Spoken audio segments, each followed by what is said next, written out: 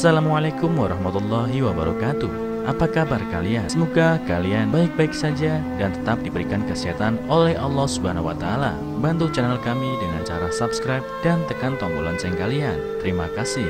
Semoga kisah ini bermanfaat. Aku mengadopsi bayi perempuan yang dibuang, tapi aku diusir orang tuaku dari rumah.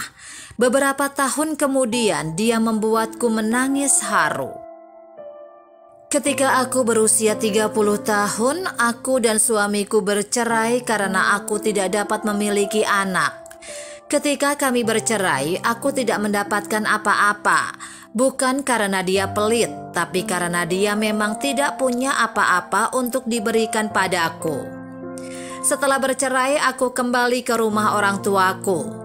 Tapi orang tuaku tidak merasa senang dengan kepulanganku, karena merasa bahwa aku telah mempermalukan mereka. Meski begitu, mereka tetap membiarkan aku tinggal di rumah. Suatu hari dalam perjalanan pulang dari kerja, aku mendengar tangisan bayi. Ketika aku mendekat, aku melihat seorang bayi perempuan di pinggir jalan. Aku melihat sekeliling dan tidak menemukan orang tua anak itu. Jika anak itu dibiarkan di sini, entah apa yang akan terjadi padanya. Aku pun memutuskan untuk membawanya pulang. Ketika orang tuaku mengetahui aku membawa pulang bayi itu, mereka sangat marah. Mereka mengatakan bahwa kami sendiri tidak punya uang. Jadi bagaimana kami bisa membesarkan anak ini? Aku berpikir bahwa aku tidak dapat memiliki anak. Jadi aku menganggapnya sebagai hadiah dari Tuhan. Tapi orang tuaku dengan tegas menyatakan bahwa jika aku tetap merawat anak ini, mereka akan mengusirku dari rumah. Saya merasa tertekan, tetapi aku tidak tega meninggalkannya. Jadi aku membawa anak itu pergi dari rumah orang tuaku. Setelah itu aku menyewa kamar kecil seluas 20 meter persegi. Lingkungannya tidak terlalu bagus, tapi harga sewanya sangat murah. Pemiliknya adalah seorang janda tua yang bersedia membantuku merawat anak yang sudah aku anggap sebagai putriku sendiri ini ketika aku pergi bekerja. Untuk menghidupi putriku, aku bekerja lebih keras dari sebelumnya.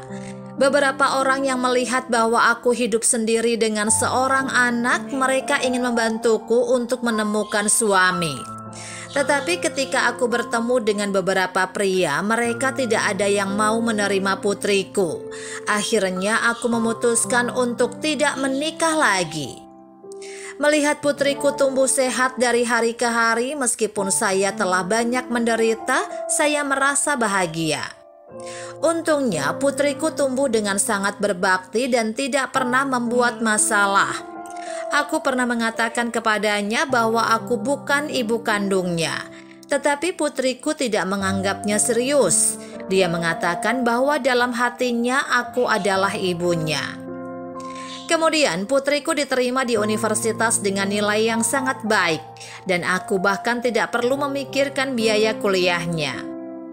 Selama 4 tahun kuliah, dia menerima berbagai beasiswa, dan dia bahkan sering mengirimi aku uang. Tetangga semua mengatakan bahwa aku beruntung memiliki anak perempuan yang baik dan aku pasti akan diberkati di masa depan. Tetapi aku masih merasakan kekosongan di hatiku. Bagaimanapun aku bukan ibu kandungnya. Dalam sekejap mata putriku lulus dari perguruan tinggi dan berhasil menemukan pekerjaan yang bagus. Kemudian dia memiliki seorang pacar dan aku sempat bertemu dengan pacarnya.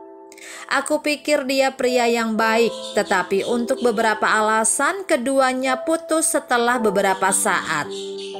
Setelah bekerja, putriku menjadi semakin sibuk dan semakin jarang mengunjungiku. Tetapi dia selalu mengirimkan uang setiap bulan. Dengan cara ini, aku sudah sangat bahagia. Beberapa tahun kemudian, putriku akan menikah. Seperti semua ibu yang menikahkan putri mereka, aku sangat enggan. Tetapi putriku mengatakan kepadaku untuk tidak bersedih. Kami akan sering bersama di masa depan. Aku pikir maksud putriku adalah dia akan sering mengunjungiku. Ternyata maksud putriku adalah ingin tinggal bersamaku di masa depan.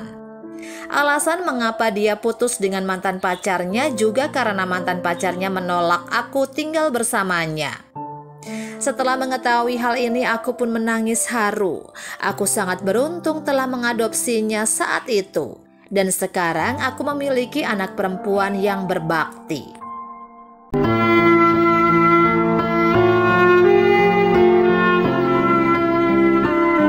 Assalamualaikum warahmatullahi wabarakatuh. Apa kabar kalian? Semoga kalian baik-baik saja dan tetap diberikan kesehatan oleh Allah Subhanahu wa Ta'ala. Bantu channel kami dengan cara subscribe dan tekan tombol lonceng kalian. Terima kasih.